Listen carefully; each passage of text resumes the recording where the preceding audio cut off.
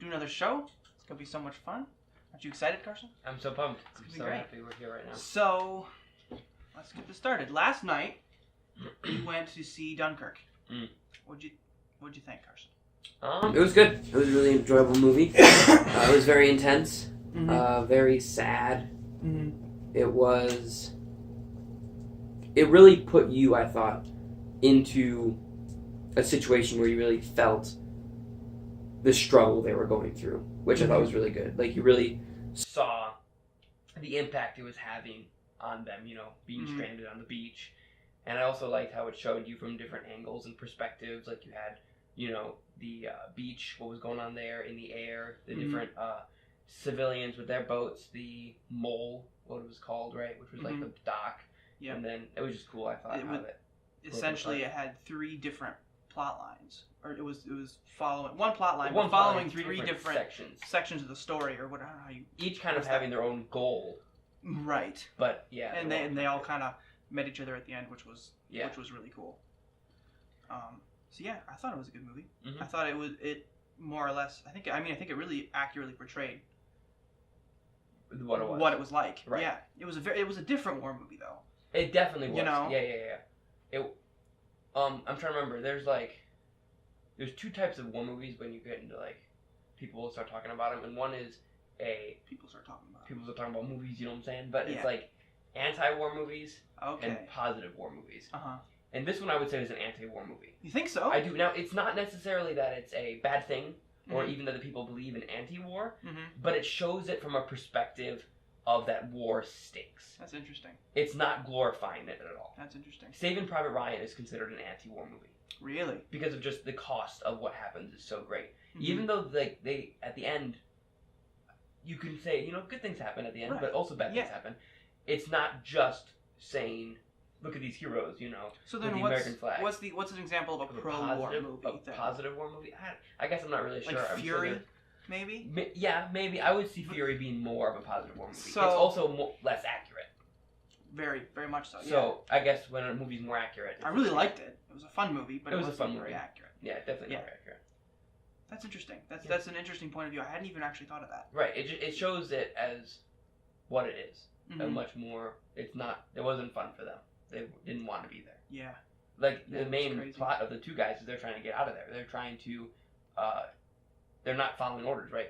Weren't they trying to smuggle him on the dead body and then trying to get on the boat in the beginning? That's what I felt, but I wasn't quite sure. What's so crazy about it is there's hardly any dialogue. I know. So you really just had to watch them and figure out. But I think essentially what was happening was they saw a dead person, or a wounded person on a stretcher, and they were putting people with stretchers on the boat, and everyone else who was carrying a stretcher was getting on the boat. So it was kind of a, get two birds with one stone thing. Like, we get to help this guy, we also get to get on the boat. I guess so. But then at the end, they had to get off. They did kick him off because there wasn't enough room. Trying to get on. And then they were trying to get on, exactly. Right, because they were supposed to wait on that huge line like everyone else. Right. Plus, the one guy ends up being French. Right. Who's not supposed to be. He's not supposed to be there at all. Yeah. So. Spoiler. Yeah, well, this whole thing is spoilers, but. This whole thing is spoilers. That's okay. I mean, okay. That'll be good. So, yeah. One interesting thing. This was a USA Today review of it. Okay. That's going to be good. The USA Today review of Dunkirk is under increased scrutiny from industry peers for warning viewers that it lacks women and minorities. Solid. Hey, wait, there's a French guy in it. Come on. Right. Well. Right. Yeah. Okay. So here's like an excerpt. The trio of timelines can be jarring as you figure out how they all fit, and the fact that there are only a couple of women and no lead actors of color may rub some the wrong way. Wait. Where were the women in it? There were some Red Cross nurses on the boats. Oh, that's right. They gave them toast. They gave them toast. Okay. Yeah. I forgot about them, I guess. Yeah. But yeah. And then there were also a few black soldiers with the French. Okay. Right? Remember in the very beginning when the British soldier was like, we're not letting any French people on, this is a British boat. Oh, right. Some of them was. But other than that, there weren't. You know why? Because they were British people? Because that's the way it actually was. Right. This is a true story. Right. Or at least based off a true story. Those characters actually, well, I don't know all the individual characters, but those armies actually existed, and they actually were there, at a real point in history, and their skin happened to be more like this. Right. That's why they were cast like that. Yeah. It's not that complicated. Not every movie can be an awesome social justice thing for everybody. I don't even understand why you push for that. I know. It doesn't make sense because that's racist to do that. Right. You would think that being anti-racism would be judging people by the content of their character and not the color of their skin. Right. So, Forcing diversity isn't helpful. It makes people separated more. how is forced diversity better than forced discrimination? Right. There's a I mean, it's question. pretty much the same It's thing. essentially the same thing. You're judging a bunch of people on what the color of their skin is and saying certain people have to, interact with certain people By saying just because we think that's better for them according to the color of their skin. Right, by saying that you need more black people in the movie, you're saying that they're different. Right. That their skin color changes. That their skin color defines who they are. Right. Right. Which is that's dumb.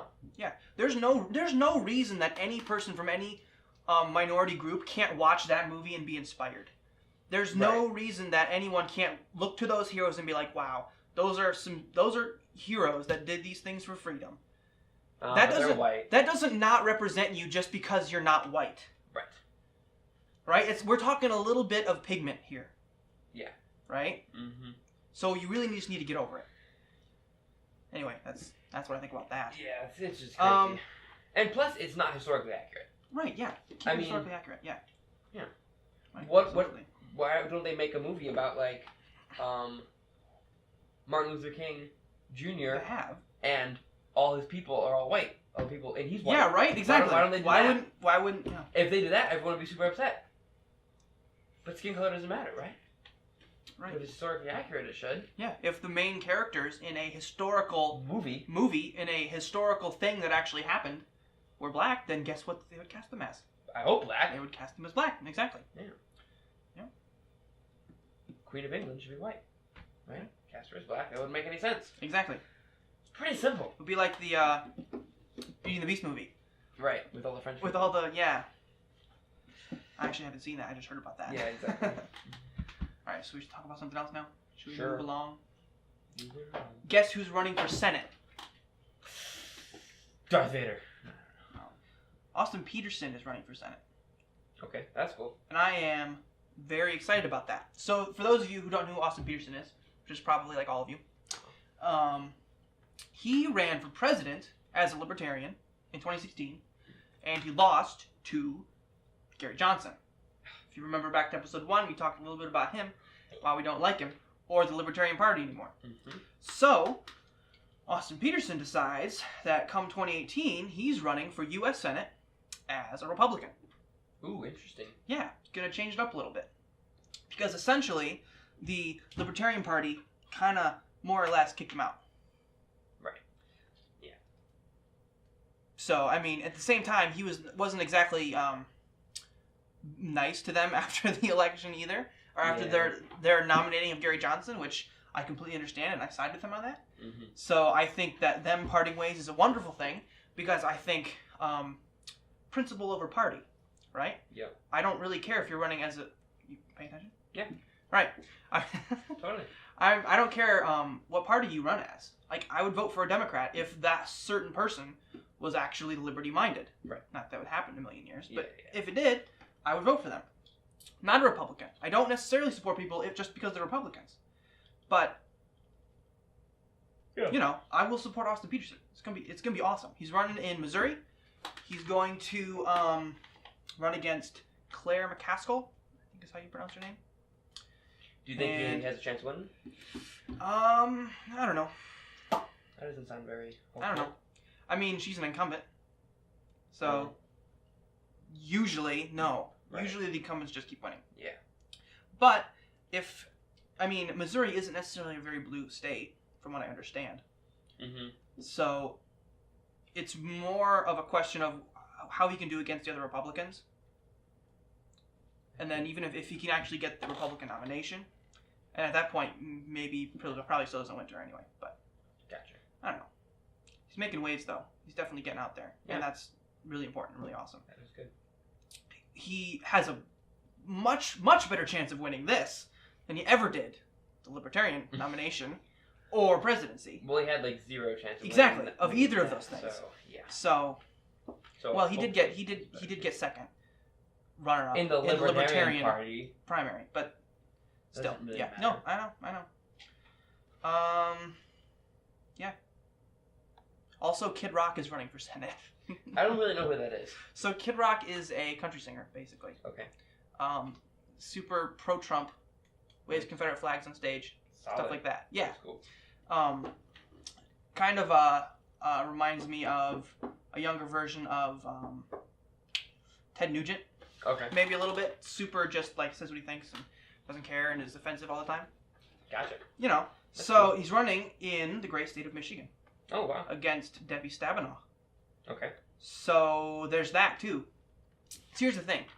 If I can't vote for a true liberty-loving, conservative libertarian candidate, the next best thing is to vote for someone who doesn't take it seriously. I guess All right, so. hear me out on this. Yeah, because if you're going to vote for your standard establishment rhino Republican or any kind of Democrat, they're going to get in there and they're going to actually do things that are going to screw your life up. Right. Right? They're going to actually push for things like more taxes. Or they're going to say they're not going to do that and then never follow through with it, like the other Republicans are doing. So, you might as well vote for Kid Rock, I guess is what I'm saying. Yeah. Yeah. Want to take a break? Sure. Take a break and we'll be right back. We're going to talk about Ken Ham. Fun.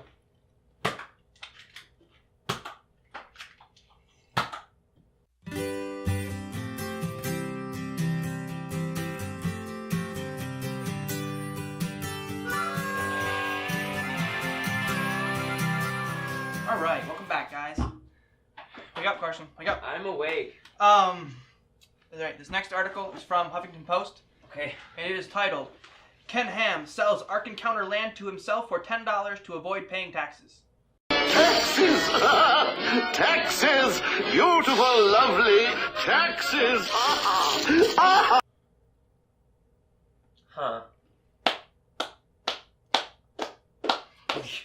I mean, okay. Well done, Mr. Ham. That's what I have to say. Why? Why are you That's hesitant good. about this? I mean, It's that's- awesome. Yeah. It's fantastic. So let's start reading it. Creationist Ken Ham, the notorious owner of the Ark Encounter and Creation Museum, has once again found a way to swindle the good people of Kentucky out of their money. Who wrote this article? His name is Dan Ariel. Okay. From the Huffington Post. Huffington Post. That's what I wanted Yes. to know. Yeah. I told you that. I was listening. I know. But now I got it. Huffington Post. Okay. Yeah. So he's swindling people out of their money. Makes sense. Except no, because Ken Ham's money is Ken Ham's money. No, So when the government comes to take Ken Ham's money and give it to other people, that money actually belongs to Ken Ham, not the good people of Kentucky. Ooh. All right. Not satisfied enough with winning a court battle worth $18 million in tax rebates, after convincing a judge that his for-profit business, which is actively using religion as a form of employment discrimination, has now sold the land to the theme park sits on, worth $48 million, to his own nonprofit entity, Crosswater Canyon, for $10. Solid. Yes. So what happened was, his business applied for tax rebates. And those are things that the state government gives you if you're going to build something that's a tourist attraction. They're tourist tax rebates. Mm-hmm. Right? So he builds this tourist attraction that's going to stimulate the economy of Kentucky. It's going to help all the businesses around it, all the hotels, all the restaurants, when they come to go see this giant full-size ark that he's building. Right? So the state gives out rebates. So basically it's, when you go to Menards and get a rebate, you spend money, you spend tax money, You get some back. and they give a little bit back to you. Right? Yep.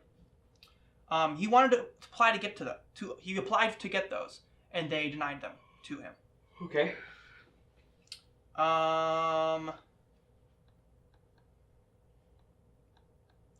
Why they denied them to him, Carson?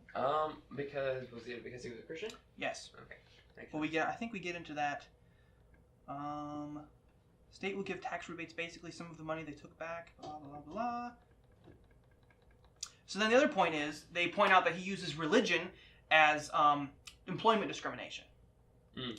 So here's a question. Why shouldn't you use religion as employment discrimination?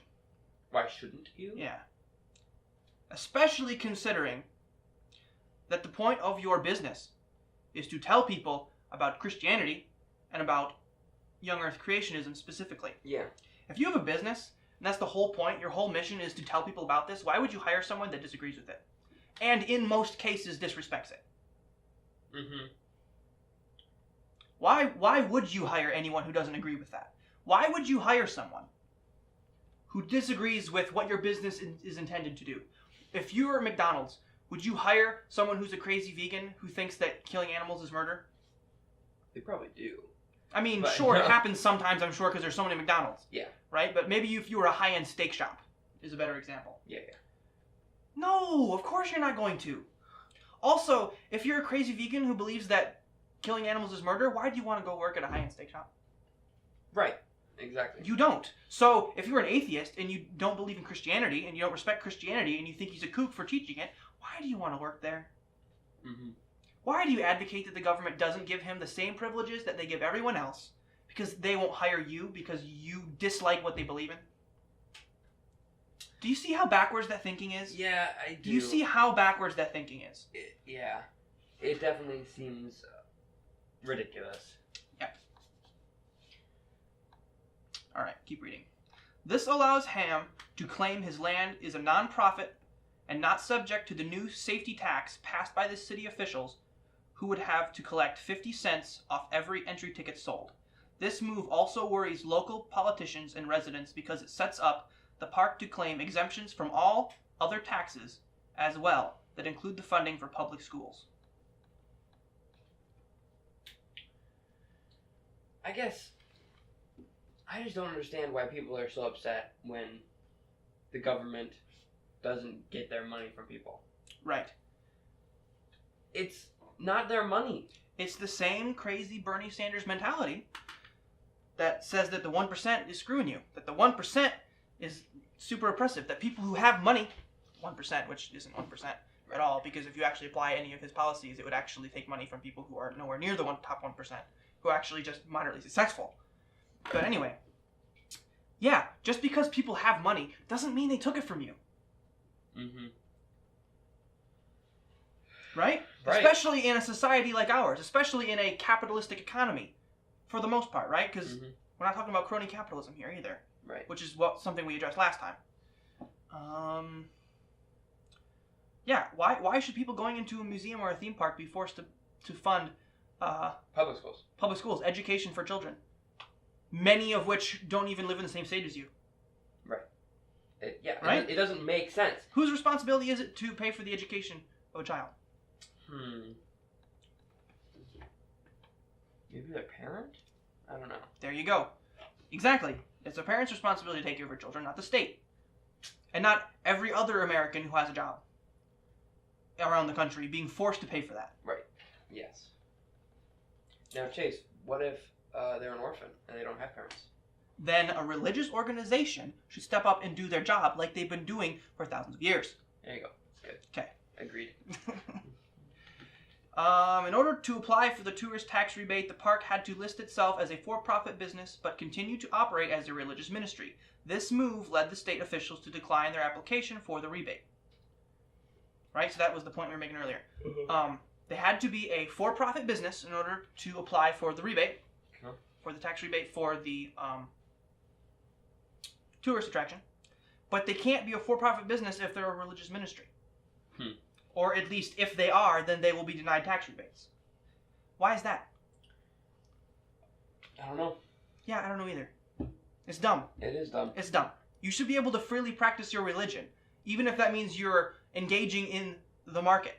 If you're engaging in the economy. I'm trying to remember. I think the Constitution mentions that at some point. At some point. It's probably somewhere down the line. Yeah, it's probably after like a bunch of things that are more important, right? Stuff. Yeah. It's somewhere not like in the Bill of Rights. It can't be like the First Amendment. Not towards, yeah. Yeah. No, it is. It's the First Amendment. First one? Now, there is the argument to be made that your First Amendment rights and your Bill of Rights aren't necessarily protected by individual states infringing upon them. But I'm pretty sure there was some kind of precedent set for that with some Supreme Court at some point. I don't remember what it was.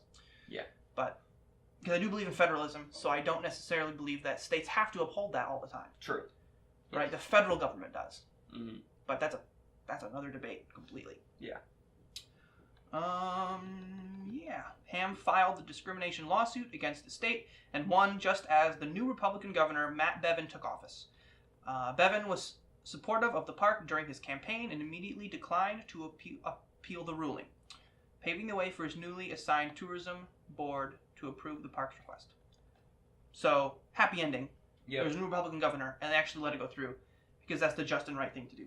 Right. Also, it's going to help their economy because lots of people want to go see that. Do they though? I heard that they were not doing Really? very good. I don't know. I think you'd be surprised. Yeah. I don't know. We'll see. Obviously, Right. the market will tell us for sure. Yep. True that. And the rest of the article says, now that the park has duped the state out of much-needed sales tax dollars, they have decided to further hurt the city that houses them.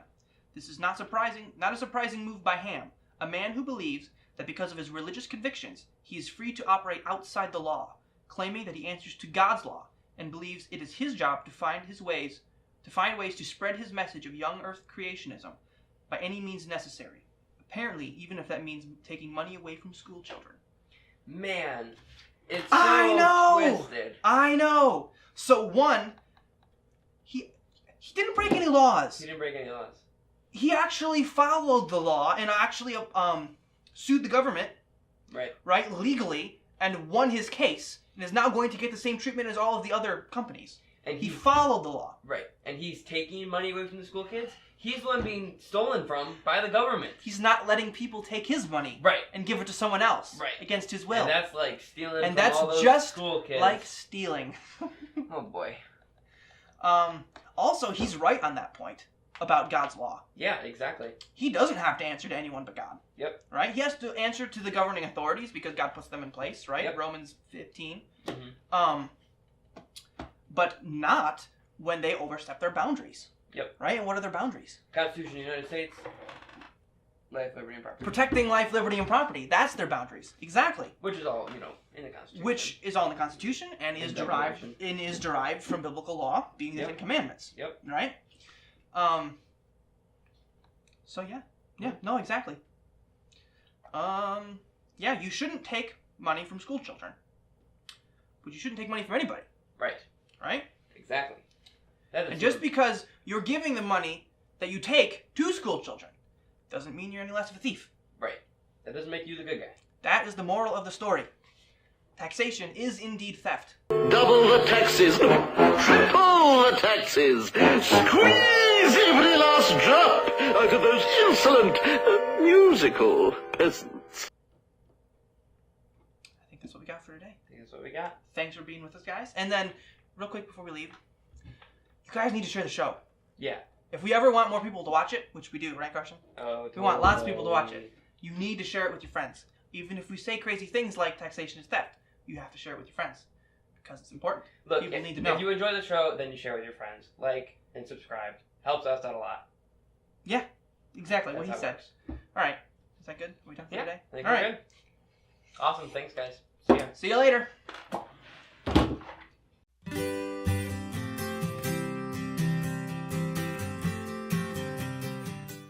If you like our content, please like, share, comment, and subscribe. Thank you.